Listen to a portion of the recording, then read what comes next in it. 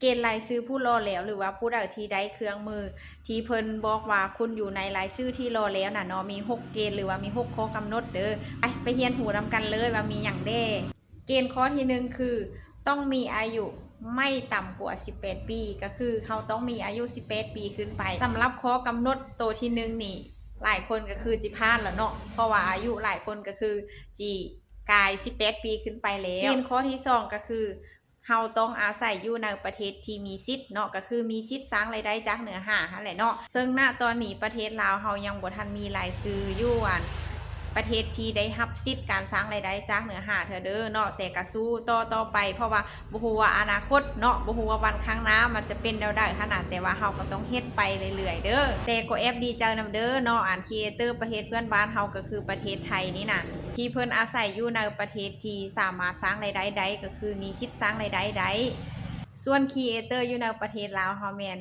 เฮ็ดต่อไปเนาะรอลุ้นต่อไปบางเทื่ออนาคตข้างหน้าอาจจะได้ข้อที่3ก็คือเฮาต้องสร้างเพจหรือว่าโปรไฟล์เฮานี้อย่างน้อย30วันเนาะก็คือหลายๆคนอาจจะกลาย30วันมาแล้วเนาะอันนี้ก็คือจะผ่านแบบง่ายๆเลยเนาะอันนี้เนาะเกณฑ์ข้อที่4ก็คือเฮาต้องสร้างคลิปสั้นเนาะถ้าได้3คลิปในช่วงเวลา90วันผ่านมาโอ้คลิปสั้นนี่ก็สาวครูคำต้อยนี่ก็สิได้หลายเด้เนาะผู้ใดที่ยังบ่ทันได้ก็พยายามอัดคลิปสั้นลงเด้อย่างน้อย3คลิปซื่อๆเนาะไปเฮ็ดเด้อผู้ใดที่ยังบ่ทันได้เกณฑ์ข้อที่5ก็คือเฮาต้องมีผู้ติดตามอย่างน้อย 10,000 คนแต่ว่ามีหลายคนที่เพิ่นได้เครื่องมือมาแล้วเพิ่นมีผู้ติดตาม 1,000 2,000เพิ่นก็สามารถได้เครื่องมือมาได้แต่ถ้าเฮามีผู้ติดตามน้อยกรณีเฮาเฮ็ดคลิปหรือว่าสร้างโพสต์ได้ไปเนาะยอดเรียนของเฮามันก็จะบ่ขึ้นดีเนาะระบบเพิ่นก็เลยว่ากำหนดเฮาเดี๋ยวนี้ก็เลยกำหนดเฮามีอย่างน้อย 10,000 คนเนาะที่มีผู้ติดตามยังบ่ฮอด 10,000 คนก็สาวครูคำต้อยเป็นกำลังใจช่วยเด้อข้อที่6ข้อสุดท้ายก็คือเฮาต้องมีการเบิ่งคลิปของเฮาหันมี